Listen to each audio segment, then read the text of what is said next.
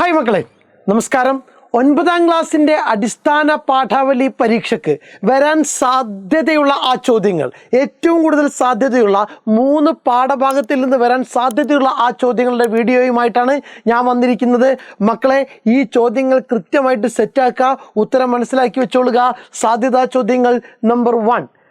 എണ്ണമിനുങ്ങും മുഖത്തെന്ത് ഗൗരവം, എള്ളുടൽക്കെന്തൊരു സൗകുമാര്യം, ദാരുവിൽ നിന്നെ പകർത്തേണമെന്നെൻ്റെ വേരുദാഹിച്ചിതാ നോക്കി നിൽപ്പൂ. ഉറുമ്പിൻ്റെ പ്രവൃത്തി ജീവിത മാതൃകയാക്കാമെന്ന് കവിക്ക് തോന്നിയത് എന്തുകൊണ്ടാവാം? നിങ്ങളുടെ അഭിപ്രായം സമർത്ഥിക്കുക. എണ്ണമിനുങ്ങും മുഖത്തെന്ത് ഗൗരവം, എള്ളുടൽക്കെന്തൊരു സൗകുമാര്യം, ദാരുവിൽ നിന്നെ പകർത്തേണമെന്നെൻ്റെ വേരുദാഹിച്ചിതാ നോക്കി നിൽപ്പൂ. കവി പറയുന്നുണ്ട്, ഉറുമ്പിൻ്റെ ജീവിതത്തിൽ എന്ത് ചെയ്യണം? മനുഷ്യരുടെ ജീവിതത്തിലേക്ക് പകർത്തണം എന്ന് പറയാനുള്ള കാരണം എന്തായിരിക്കാം? ഉറുമ്പിൻ്റെ കഠിനാധ്വാനം, സഹോദരന്മാർക്ക് പങ്കുവെക്കാനുള്ള മനസ്ഥിതി, വരാൻ പോകുന്ന കാലത്തേക്ക് കരുതി വെക്കാനുള്ള മനസ്ഥിതി, ഇതെല്ലാം എന്ത് ചെയ്യണം? നമ്മുടെ ഉത്തരത്തിനകത്ത് കടന്നു വരണം. സ്മാരകത്തിലെ അപ്പൂപ്പൻ താടിയെയും വിജയലക്ഷ്മിയുടെ ഉറുമ്പുകളെയും താരതമ്യം ചെയ്ത് ചെറുകുറിപ്പ് തയ്യാറാക്കുക. ചെറുതായിരിക്കുന്നതിൻ്റെ സൗന്ദര്യം, ചെറുതായിരിക്കുന്നതിൻ്റെ സന്തോഷം, ഇത് രണ്ടും അപ്പൂപ്പൻ താടിക്കുണ്ട്, ഉറുമ്പുകൾക്കുണ്ട്. അതിന് രണ്ടിനെ എന്ത് ചെയ്യണം? നമ്മുടെ ഉത്തരത്തിനകത്തേക്ക് കൊണ്ടുവരണം. ഓക്കെ, സെറ്റാണല്ലോ. ദെൻ നെക്സ്റ്റ്, ദയ.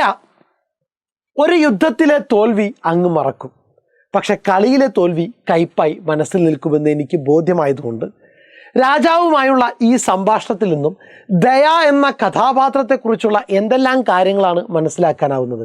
പാഠഭാഗത്തെ മറ്റ് സന്ദർഭങ്ങൾ കൂടി പരിഗണിച്ച് ദയ എന്ന കഥാപാത്രത്തെ നിരൂപണം ചെയ്യുക. സെറ്റാണല്ലോ. കഥാപാത്രം നിരൂപണം ചെയ്യുക. ദയയുടെ സ്വഭാവ സവിശേഷതകൾ, ബുദ്ധി സാമർഥ്യം, കാരുണ്യം, ഇതെല്ലാം ഉൾപ്പെടുന്ന ഒരു കഥാപാത്രമാണ്. അതിനുള്ള തെളിവുകൾ മുഴുവൻ എന്ത് ചെയ്യണം? നമ്മളങ്ങ് നിരത്തി വെച്ചേക്കണം. സെറ്റാണല്ലോ. ദെൻ നെക്സ്റ്റ് നോക്കുക. ബുദ്ധിശക്തിയിലും സാമർഥ്യത്തിലും ഭരണ നൈപുണ്യയിലും ലിംഗവ്യത്യാസം ഇല്ല എന്ന് ദയയിലൂടെ മനസ്സിലാക്കിയല്ലോ. പക്ഷെ എന്തുകൊണ്ടാണ് ദയക്ക് അന്ന് വേഷം മാറിയിട്ട് എല്ലാത്തിലും പങ്കെടുക്കേണ്ടി വന്നത്? ഇക്കാലത്തായിരുന്നെങ്കിൽ സ്വന്തം കഴിവുകൾ പ്രകടിപ്പിക്കാൻ ദയക്ക് വേഷം മാറേണ്ടി വരുമായിരുന്നോ? വിമർശനാത്മകമായിട്ട് പരിശോധിക്കുക. ആ ഒരു ചോദ്യത്തിനെ നിങ്ങൾ പരിശോധനയ്ക്ക് വിധേയമാക്കുക. ഇന്നത്തെ കാലത്ത് ആയിരുന്നു ദയ ഉണ്ടായിരുന്നെങ്കിൽ അവൾക്ക് ഇങ്ങനെ വേഷം മാറിയിട്ട് ഓരോ മത്സരങ്ങളിൽ പങ്കെടുക്കേണ്ടി വരുമായിരുന്നു. എന്തുകൊണ്ടാണ് അന്ന് അവൾക്ക് വേഷം മാറേണ്ടി വന്നത്? അപ്പോൾ അന്നത്തെ സാമൂഹിക സാഹചര്യം എന്തായിരുന്നു? ഇത്ര എഴുതി കഴിഞ്ഞാൽ നമ്മുടെ ഉത്തരം സെറ്റാണ്. ഓർമ്മകളിൽ നിന്ന് നമ്മൾ ഇല്ലാതാകുമ്പോഴാണ് നാം മരിക്കുന്നത്, അല്ലേ?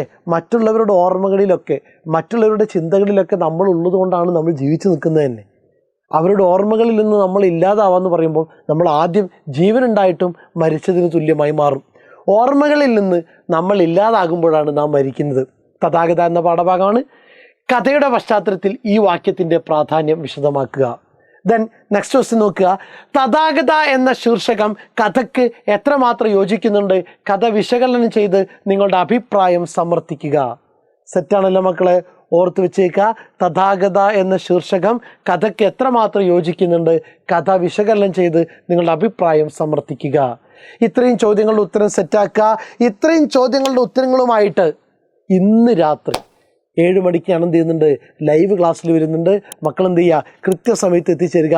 ഈ ചോദ്യങ്ങളും ഒബ്ജക്റ്റീവ് ടൈപ്പ് ചോദ്യങ്ങളും 2 മാർക്കിൻ്റെ ചോദ്യങ്ങളും എല്ലാം നമുക്ക് എന്ത് ചെയ്യണം? അതിനകത്ത് സെറ്റാക്കണം. Okay, thank you.